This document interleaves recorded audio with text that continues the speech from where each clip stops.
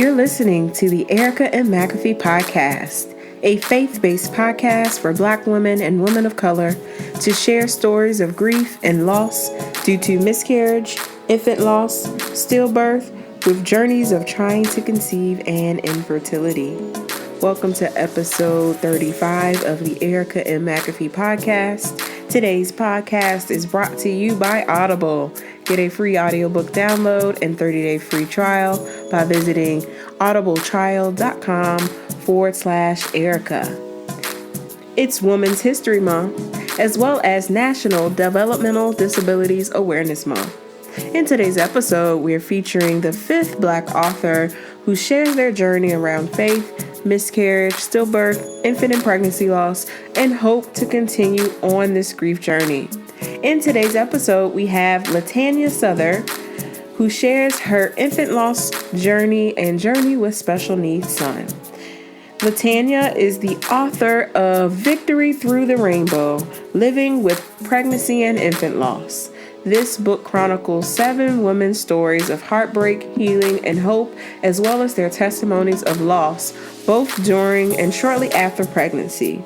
Celebrate their bravery as they seek to help remove the stigma of pregnancy and infant loss and show other women how they can have victory in spite of their losses. During this interview with LaTanya and one of the book's contributors, we find that we share loss as well as having a special needs child in common. Listen to both of these dynamic stories of having victory after loss. Here is LaTanya Sothern.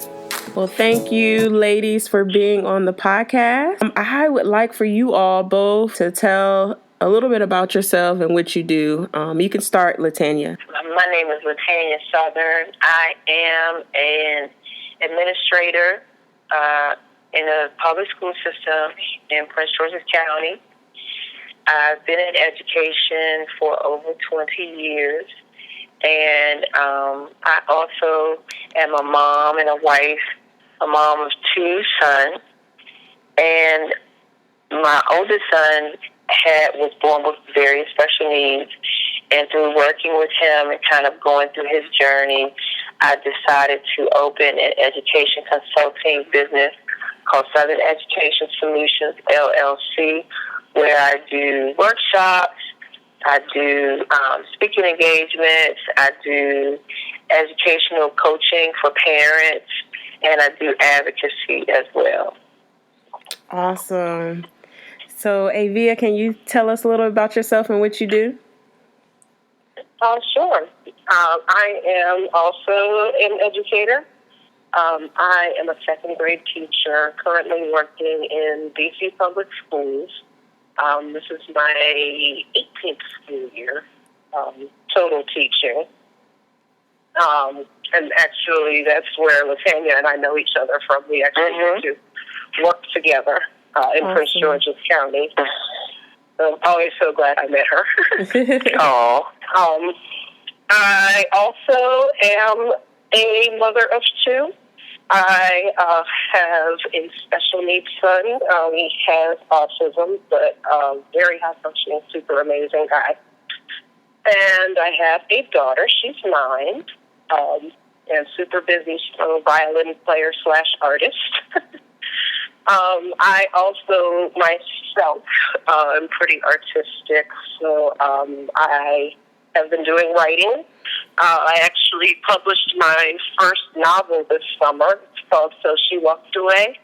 Awesome. And, yeah, it was really exciting. It was a really exciting thing for me. And I also am about to get my Etsy company back up and running, like tonight when we get off of the phone. But it's called Fella's Hands.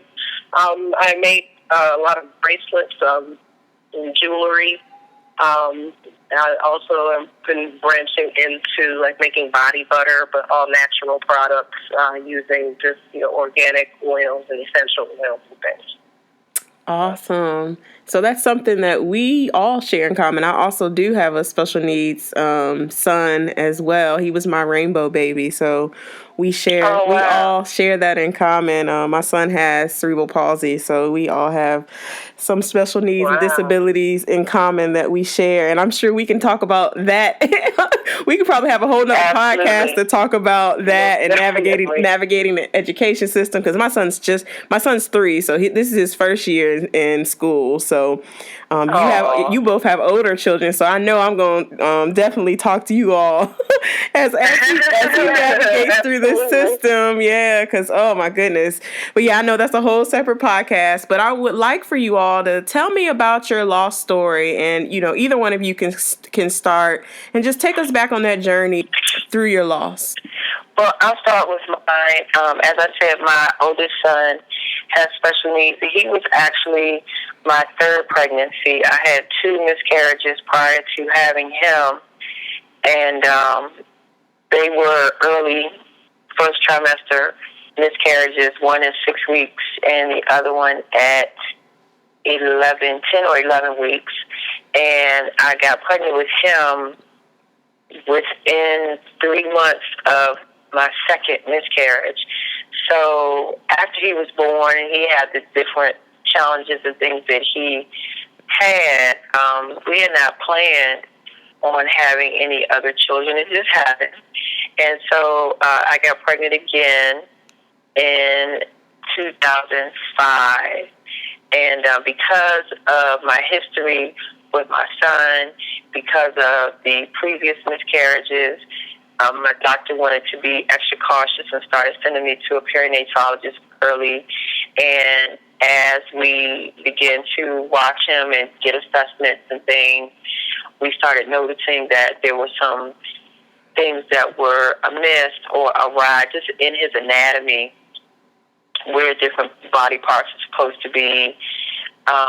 And so as he got older and bigger and the doctors were able to see more of his body, eventually he was diagnosed with something called Friends syndrome, which is a very rare genetic disorder. And for him, he had a diaphragmatic hernia. He had a hernia or a hole in his diaphragm. And if you think about your body, your diaphragm separates the contents of your upper chest cavity with your abdominal cavity.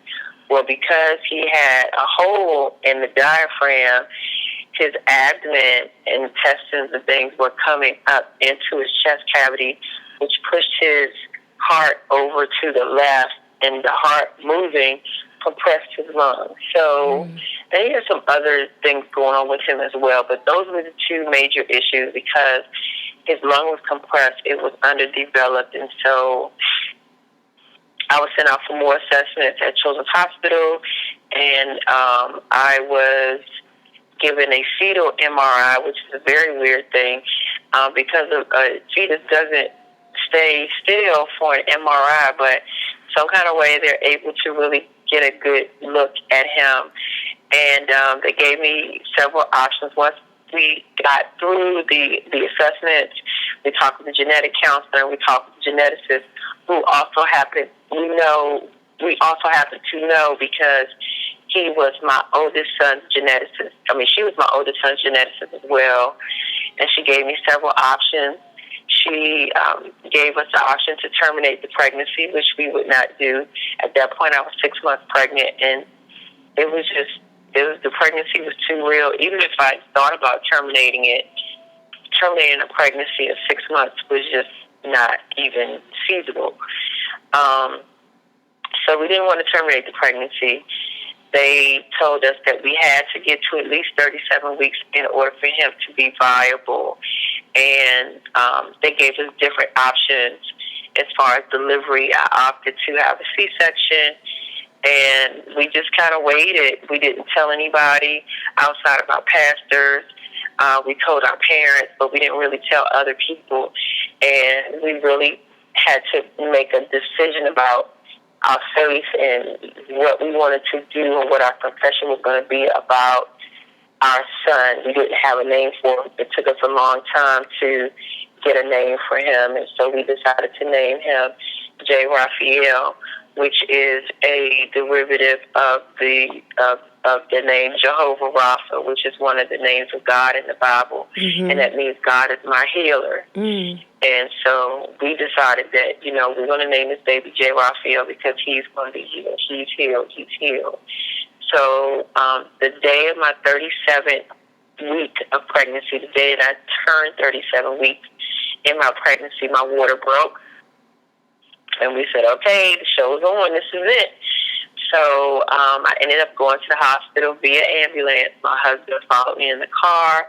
It was very early in the morning. My mom, was able to take my oldest son with her. My husband dropped him off at her house. I went to the hospital in the ambulance. He met me at the hospital. The doctor delivered my son via C-section as planned. And as planned, we knew that he was going to have breathing problems. So they started treating him immediately to help him with his breathing. They took him over to Children's Hospital. I had delivered him at Washington Hospital Center in Washington, D.C. He went to Children's Hospital, which is right next door. And the geneticist that we had been working with was one of the doctors who was consistently working with him. They were never really able to stabilize his breathing, and so they got to a point where my husband, who had gone over with the baby, they turned to him and said, Mr. Southern, the baby's breathing is not getting stabilized no matter what. They could hand pump him to give him oxygen and to get him breathing correctly, but they could never connect him to a ventilator and keep him stabilized on the ventilator. His blood stats were, his OT stats would drop, and they would take him off and hand pump him again and get him back up.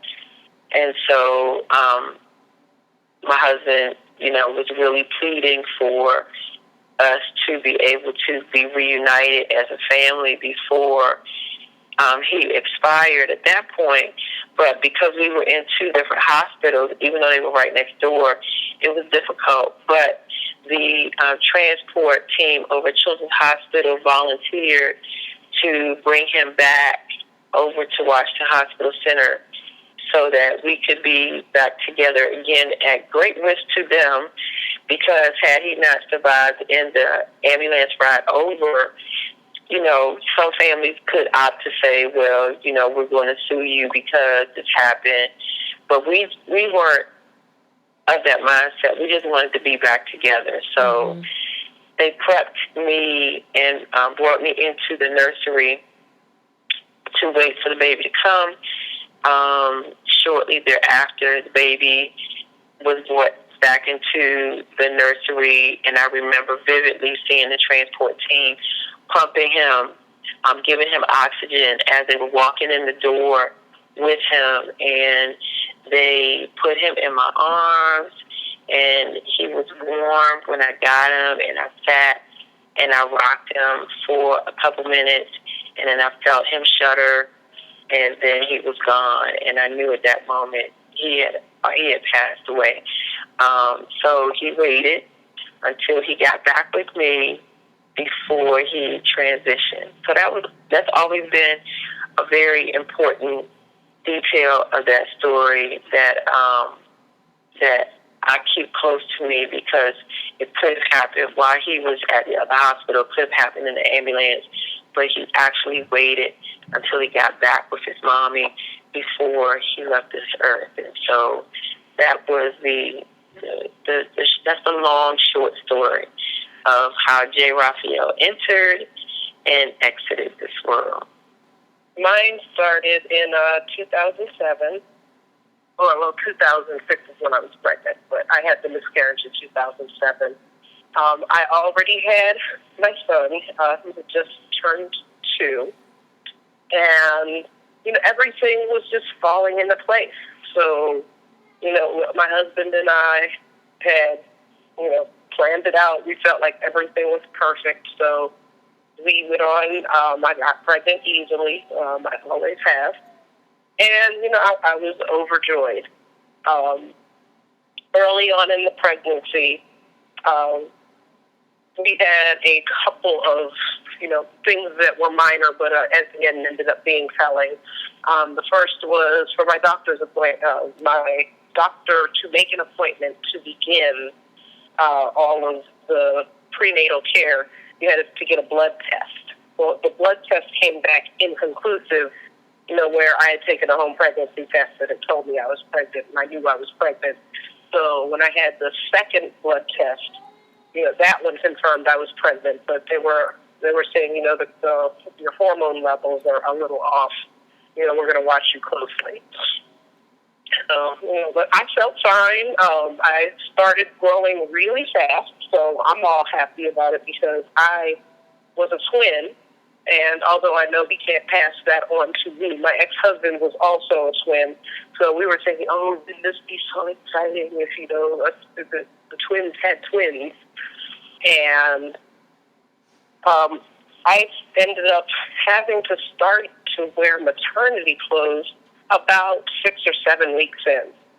So I started showing way faster because then I had with my first pregnancy. When I had my son, I don't think I started wearing maternity clothes until it was about 5 or 6 months, and I was dying to wear them. But this one, all of a sudden I had just popped out really fast. So, like I said, we were overjoyed, thinking everything is fine. And during the same period of time, my grandmother was diagnosed with throat cancer. And due to some circumstances beyond my control, when the entire family kind of did a visit with her, I wasn't there. Some of her last words actually were, where is she? Being me. And she went unconscious after that and never regained consciousness. So a week later, I was scheduled to go up and see my grandmother. But in the meantime, I continuing on with teaching and, having appointments for the baby. So a few weeks prior, I had been out to eat, and I got this all of a sudden this terrible stomach ache that I'm thinking it's digestive until I look in the toilet and see some mucus, which was concerning, but then it stopped and nothing else happened, and we were out for my mother's birthday, so I didn't want to alarm anybody, so I just kind of kept it to myself, and then we noticed that nothing else seemed to be wrong. I was still getting bigger, everything seemed fine. Then when I was scheduled to go have a sonogram, they were having difficulty in finding the baby, finding the heartbeat and all. And they told me to go on and disrobe completely. Well, I'm sorry. Yeah, they had to completely disrobe from the bottom because they were going to do a vaginal sonogram, so where they use a wand. Mm-hmm. And at that point, I knew something was wrong. And they said, we're just having a little trouble finding the baby's heartbeat. So, we just need you to go on and completely, disrobe and, use the bathroom. You're allowed to empty your bladder now. And come on back and, we'll find that heartbeat. And so I already knew something was wrong at that point. And so when they were using the wand, and then they did confirm that the baby did not have a heartbeat, that the baby had expired probably about 3 weeks prior, and my body just failed to abort. And the reason that I was still growing was because I had what was called a partial molar pregnancy, which is where two sperm fertilize the same egg. So the baby had the wrong number of chromosomes and was not able to develop normally, and the baby didn't make it past 8 weeks, even though at that point I was about 11 weeks pregnant. So I found that out. had to schedule a DNC because I was still growing, still looked pregnant, but the baby had passed. And in the meantime, we had to run back up to New Jersey for that weekend to go see my grandmother. I didn't tell my doctor because I was afraid they were going to tell me I couldn't travel. And, I got to sit with my grandmother and pray with her, hold her hand, talk to her. And about an hour or so after I got there and spent some time with her, she passed away, while I was there holding her hand. And it was just an ultimate low point for me as I'm sitting beside this bed holding my dead grandmother's hands, with a dead fetus, as I continue to grow and continue to get bigger and, look like a woman who's probably several months further along in the pregnancy than I was. So I had to come back and have the DNC. But functioning just was, I went almost into like an autopilot mode for a really long period of time, where it just came to the point where I decided, I don't really have time to feel these things right now. I need to do this, I need to do this, I need to do this. And so, I went back, I had the DNC, I went out, I had to go pick something to wear because I didn't have anything to fit, because I had to get back up to New Jersey for my grandmother's funeral, because there was no way I was not going to my grandmother's funeral. And of course, life goes on. So you have to teach, you have to be mom, you have all of these pieces. And it took me probably until summer break, which I had the miscarriage in January, but it took until I got off for the summer and just had a time to kind of decompress and take a breath and sit and analyze. And that was when I finally allowed myself to grieve. During the school year, I didn't feel like I could. I felt like I had, 22 children that I had to take care of. I can't leave them. I have to take care of them because I'm responsible for their education. And, you have friends who've had miscarriages and they all move on. You can't just, lay down and stop functioning because you had a miscarriage.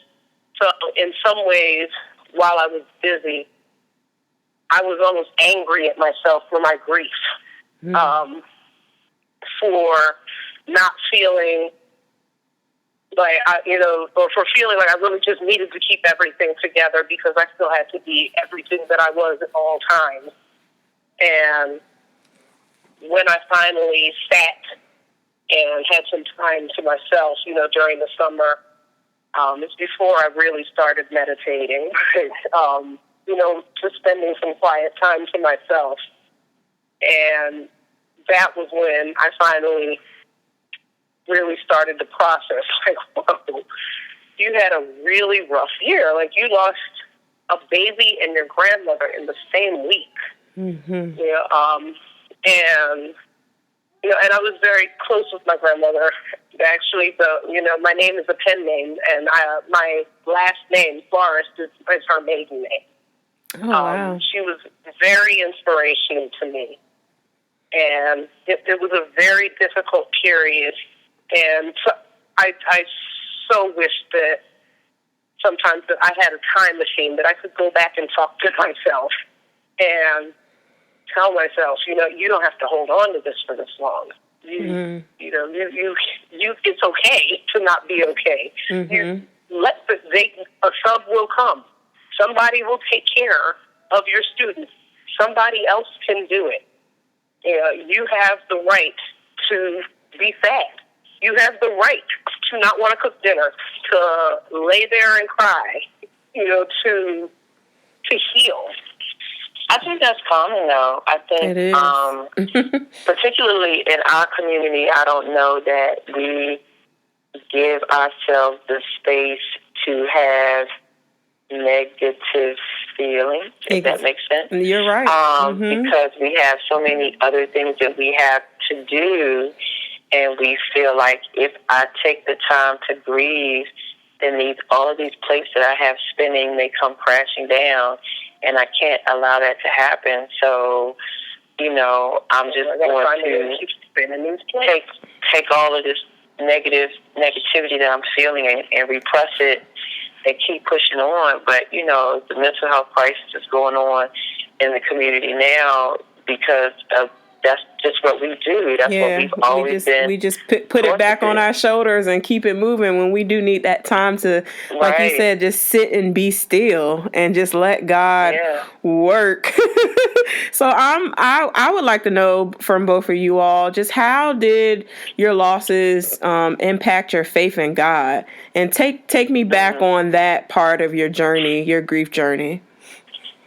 My husband and I recently just transitioned our church membership from the church that we have been at for 25 years for me and 26 years for him. Oh, wow. We just started going to a new church recently, but the church we were going to was very instrumental in just helping to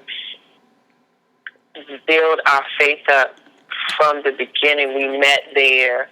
A lot of the tenets and precepts about faith and operating in faith we learned at that particular church and with those particular pastors. And so when things would happen, because we had experienced losses before and because we had this baby that had all these issues, and the doctors had said, he wasn't going to do all of these things, and he was getting to the point where he was starting to do some of the things that the doctor said that he wouldn't. We too were kind of in the midst of, a lot going on. My husband was in school. I was pregnant. My grandmother passed away just before I had my son. My oldest son, prior to my grandmother's passing, had been in the hospital for 3 weeks in the ICU with RSV. So I was big and pregnant in the hospital. And, different things were happening at the same time. But when J. Raphael actually passed away, prior to him passing, one of the intercessors, one of the women who prayed for other people at our church, she was our head intercessor, came to me and she said, LaTanya, I've just been praying and travailing, me and my friend, and we just don't know what's going on with you. We know it's something, and what is it? And she and I have been friends for a while, and she told me that. I just broke all the way down because I knew that because she's so spirit-led, that she had to have been feeling what it was that we were going through without us ever even having told her. So I just told her everything. And she told me, well, her friend and she were praying for us and, to keep believing God. And, we were going to get what we wanted. And so after J. Raphael passed, you question yourself like, okay, well, we were believing that he was going to be healed, but he didn't survive. And we were just kind of, struggling with coming to grips with what actually happened in opposition to what we were expecting. But then we were reminded, it was like, well, you said that you named your baby Jehovah Rapha, that he's healed. Well, how much better healing could he have than to be in heaven, where he is absolutely positively whole and no issues, no cysts, no tumors, no hernias, and his lungs are, the way that they're supposed to be. You can't get any more healed than to be in heaven. So we were like, wow, okay, we didn't think about it that way. Mm-hmm. So it's interesting that the way that you expect an outcome to happen is not usually what happens in life, and that's just life in general.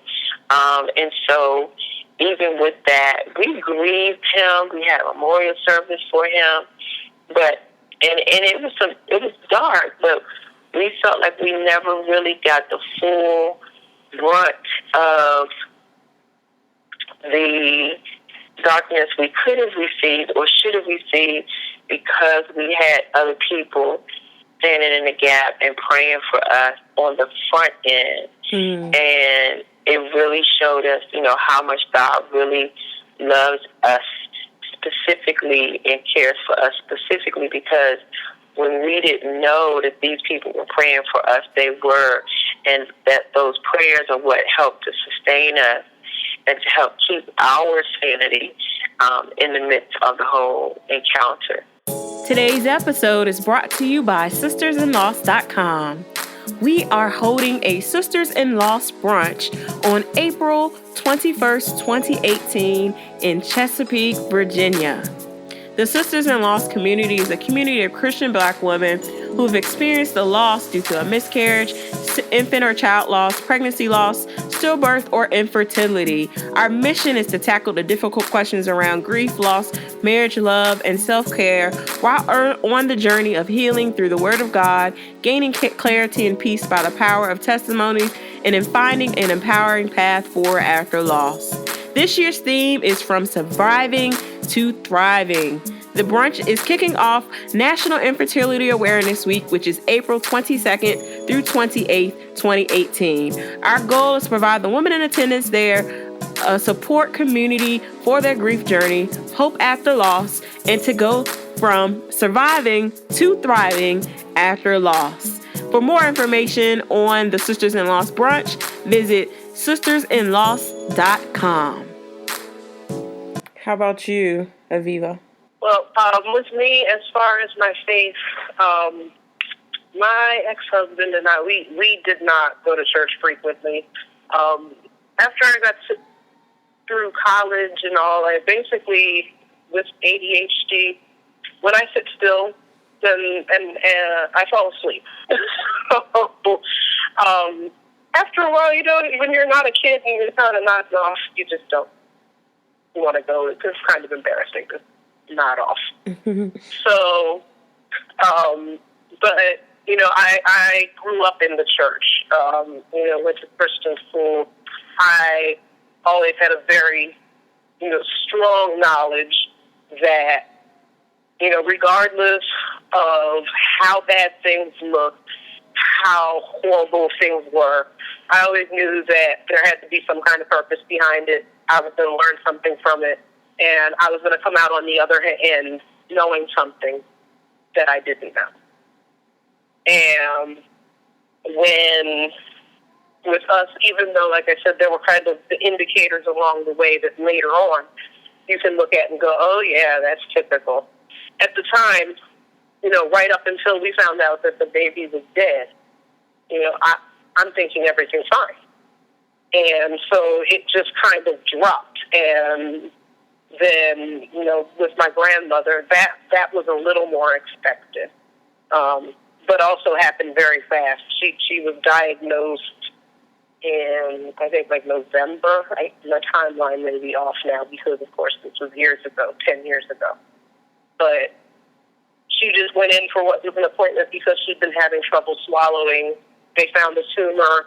They made a treatment plan. They put in a feeding tube, which they said everything went flawlessly and successfully, but then her organs just started shutting down.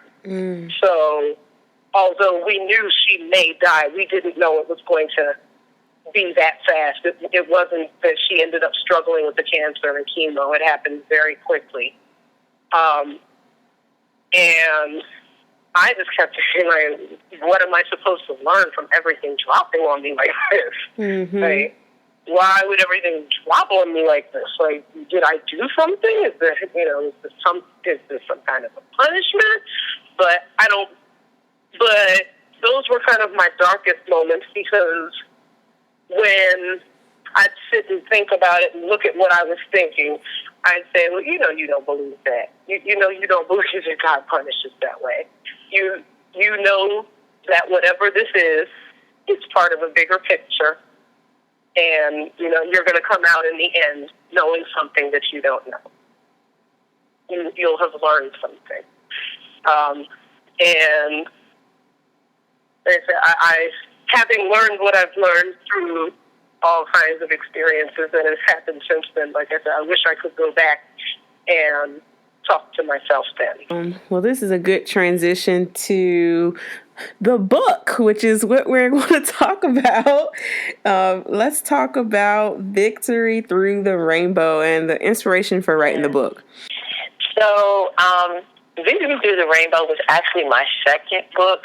My very first book was written about my son, my oldest son's first year of life. And when I initially wrote the book, I was going to write about his whole life all in one book.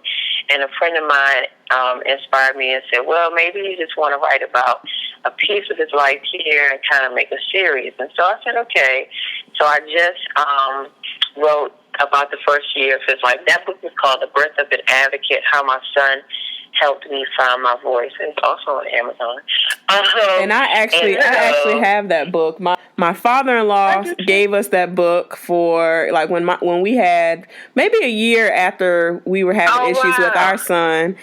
And then I have friends who also recommended that book after we had got our diagnosis with our son. Awesome! We've been connected, but we haven't been connected. Yeah, girl, we should have got in contact a long time ago. I know.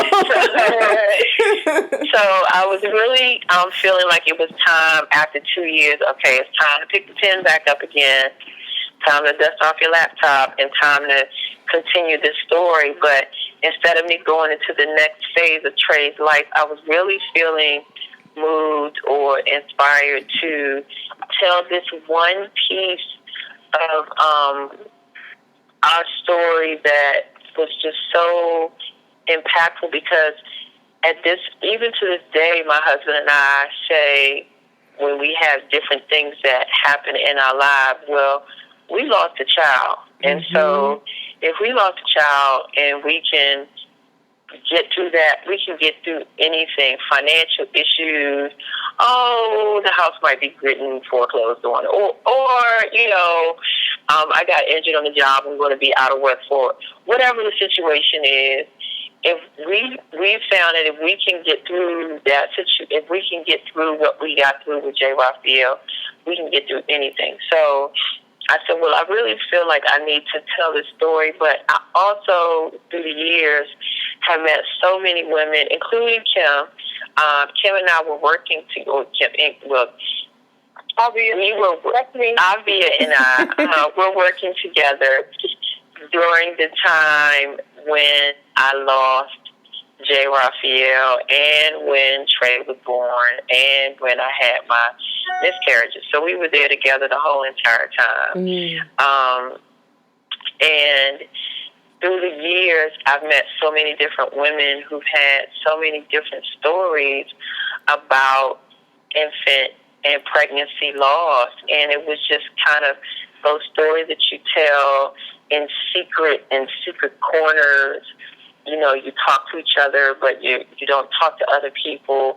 You definitely don't come out and talk about it in public. Or if you're a woman who goes through a loss, you start getting phone calls from women who say, yeah, I lost the baby too, you know, between this child and this child. Or, yeah, you know, before we had whatever, we had, you know, this many losses. People just don't talk about it. And there's so much liberty, and it's so liberating when you can hear other people tell their stories. And so I knew that my story wasn't the only one to tell. I felt like other women should contribute to tell their differing stories, so that in this new book, when women read it, if they don't see themselves in my story, they may see themselves in someone else's story or find something to relate to somewhere. So I put a call out to all of the women that I knew who had been through some type of loss and said, hey, this is my next project. I'm inviting you to take a part of it. If you do, this is what I need you to do. And of the women that I contacted, 6 women responded back. And I wasn't really sure as far as the title, what to call it. At first I wanted to call it like Wonder Woman, because, these women had these wounds, but they were so wondrous because they had overcome so many different things. But that wasn't really settling with me. And so the concept of the rainbow baby came back, and how women will have a loss and at some point may pursue having the baby after the loss, and that baby ends up being their rainbow baby. And like I said, the concept of rainbow baby is the baby is born as your sunshine after your tears. But some people never get the rainbow baby. It just doesn't happen for them.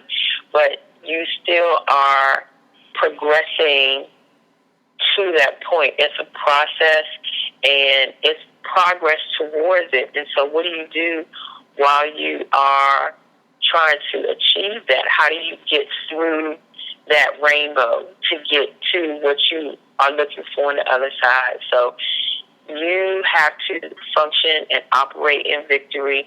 You have to have a victory mindset in order to even press through the process. And so all of that became what ended up being the title of the book, which was Victory Through the Rainbow, Living with Pregnancy and Infant Loss. And in the book, there's a woman who never had a baby. She's beyond childbirth age at this point. There are some of us who were able to successfully have a child. There's some who, there's a few who weren't able to do so, and so now pursuing adoption and have even had adoption losses. So there's so many different types of stories going on in the book. One young lady was pregnant with twins, lost a twin, carried the other twin. How do you do that? And how do you keep showing up at work? And people say, you're telling your supervisor that you had a miscarriage, but your stomach is steadily growing and you end up getting a baby, even though you had a miscarriage. And then how do you mentally prepare yourself and prepare your mind to grieve one child while still having to be strong for the other? So there's such a wide spectrum of experiences and stories, and not even all the ones that I've heard, but just the ones that are packaged in the book. The wonderful thing, or the cool thing is, in that book, because there were 6 women who responded, the 6 women, including myself, were able to represent a different color of the rainbow. So that kind of tied everything in as well. And I was able to match up the different stories with different colors and really talk about what the significance of different colors are and how that relates to that person's story. So it really all kind of came together. It was really God, because I promise you that was not the intention in the beginning, but in the end, I think it was a great thematic thing that was able to be woven throughout the book and throughout the various stories in the book. Awesome, and I do love the way the book was structured. I loved reading about the colors and then going into the stories about the women. And like you said, just hearing about different people's stories just sparks so much in you, and it just makes you, understanding how people have gone through the journey, whether they have had their rainbow baby or not. And just how God had really worked through them is what I love about your book and all the women in the book who shared their stories. So and it really was, it really was born. The book was born to serve as a piece of hope or a point of hope for women who are in the midst of the journey, women who may have given up, women who are still processing their feelings because it's already over, just so they would know you are not alone, you're not by yourself. There's so many other women who've gone through the same thing that you have. I would start the book by talking about the percentage of pregnancy losses and how it seems, it's anywhere from 15 to 25% of pregnancies that in a loss. So if you have, if you're pregnant 4 times, one of them could end up being a loss. Or if you're in a room with 4 pregnant women, and one of those women could have experienced a loss. Mm-hmm. So it's really, I really wanted it to be educational, to open the eyes of people, and like I said, ultimately for women to see that they're not alone, and that they too, have other people who are out there who've experienced the same things that they have, so that they won't feel so solitary, they won't feel so broken. And so disfigured, when you have a loss, when you have multiple losses, sometimes it can make you feel as though your body is rebelling against you. Mm-hmm. Your body is not doing what it's supposed to do. It's like you have a car that's supposed to drive, but it's not driving. But you're a vehicle that was made to drive. Women were created physically to give birth to children. Mm-hmm. That's what our bodies, why we go through our cycles every month, because it's always preparing itself for having a baby. And then when your mind is there and ready to have this baby, but your body is saying, no, not really, I'm not feeling it. Mm-hmm. It's very difficult to reconcile that and reconcile where you are in your mind as opposed to what your body is really doing. Awesome. So where can we find your book? Okay. The book can be found on Amazon in hard print copy as well as ebook form. It's under the same title. It's under my name, LaTanya Sothern. If you search my name, LaTanyaSothern, you'll find it that way. And if you search the title, Victory Through the Rainbow, Living with Pregnancy and Infant Loss, you can find it that way as well. Awesome. So what are some resources out there that you all have used or that you know of for lost moms? So through research and just through talking with different people, I've been able to find a few.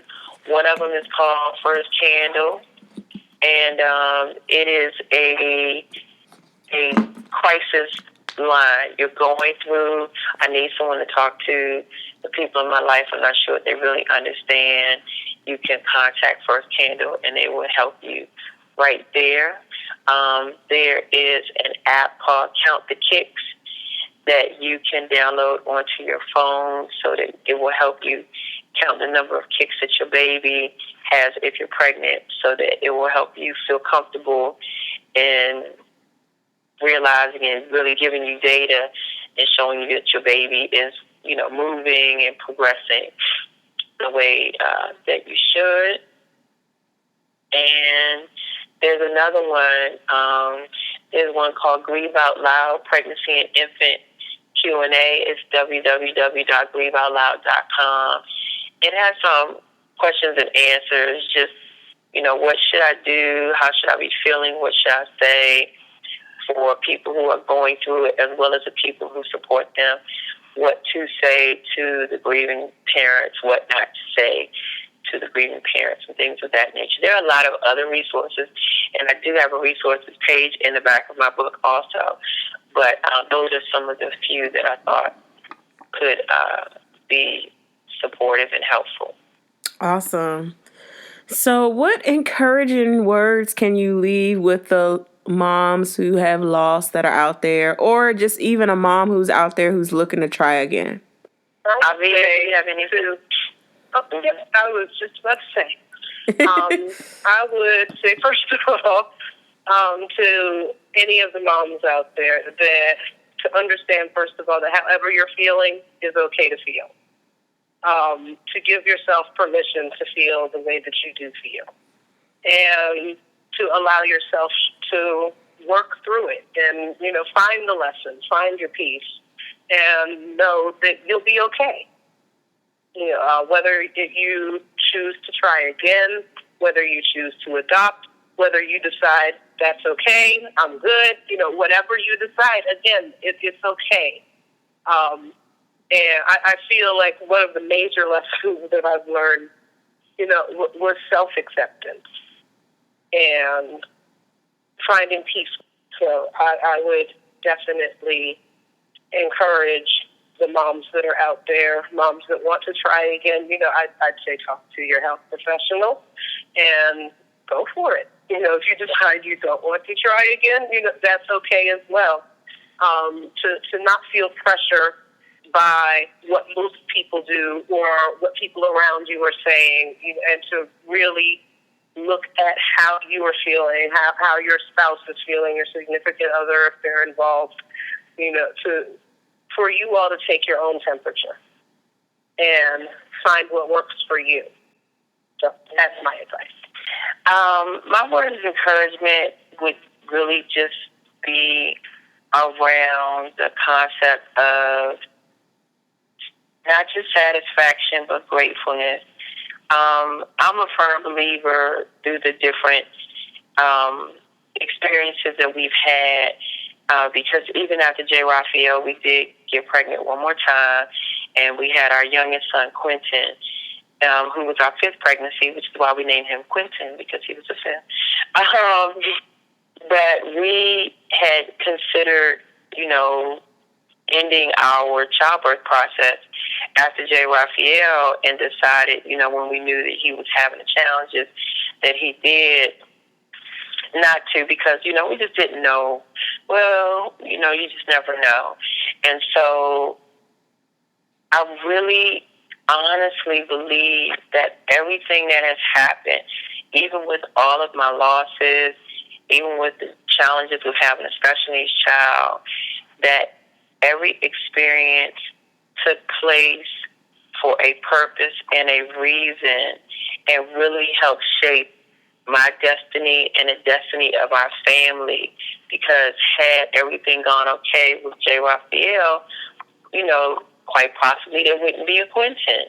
Or if I had never had a special needs child, I would not be pursuing my passion and really helping families come to grips with and understand how it is or what they should do to live with a child who has exceptional needs, how to help couples manage their marriages in the midst of having a child with special needs. None of that would have happened had I not had my own child with special needs. And so at the time, it seemed like the most horrible thing in the world, but you really have to find a way to make beauty out of your ashes and get joy and gladness out of that situation. It's really what you make of it and how you move forward that helps to show your intestinal fortitude, what your resiliency is, and really how you can continue on through life and continue to contribute and operate in purpose. So that's what I would say in the midst of everything that might be going on. Really just find the purpose and the positive in all of it, because it's in there somewhere. Mm-hmm. It may be difficult to see in the very beginning, but it's absolutely positively in there.